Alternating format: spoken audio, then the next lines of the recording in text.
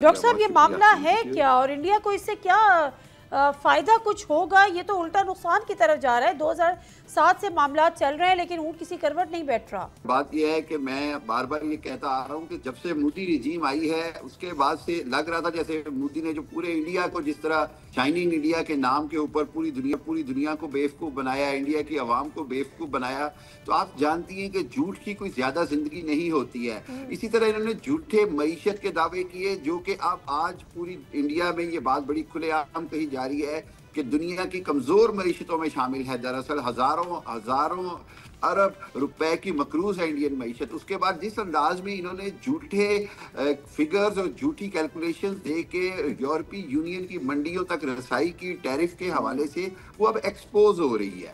چوتھی بات یہ ہے کہ اگر ہم اس ساری صورتحال کو دیکھیں تو جہاں پر پاکستان کو الحمدللہ جی ایس پی پلس اسٹیٹس کے بعد بہت سارا بینیفٹ ملا کمپیٹیٹیو مارکیٹ میں، ریجن کے اندر پاکستان کو ایکسپورٹ کے حوالے سے، ٹیرف کے حوالے سے بہت ایڈوانٹیج تھا، وہیں پر انڈیا نے پاکستان کے خلاف مہم چلاتے چلاتے خود اپنا جس کو کہتے ہیں بیڑا غرق کر لیا۔ وہ کس طرح؟ وہ اس انداز میں ہے کہ انہوں نے آج جو یورپ ٹیرف کی بات کر رہا ہے وہ کر رہا ہے فیئر ٹریڈ کے اوپر، کہ جی انڈیا کے ساتھ جتنی بھی ٹریڈ ہوتی ہے that is not a fair trade. Fair trade سے مراد یہ ہے کہ ایسی ٹریڈ یا ایسا بزنس جس میں یورپ کو میوچل فائدہ ہو، اور آج یورپ جو ہے وہ سمجھتا ہے کہ انڈیا جو ہے وہ ان کا ٹریڈ پارٹنر نہیں بن سکتا۔ وجہ یہ ہے کہ وہاں پر بہت ساری جو جس کو رائلٹی کے ایشوز کہتے ہیں اس حوالے سے، اس کے بعد جہاں وہاں پر جو انفلیشن کا ایشو ہے اس حوالے سے، اور سب سے بڑی بات یہ ہے کہ انڈیا کے اندر اور جو یورپ کی جو مارکیٹ کی رسائی تھی وہ اب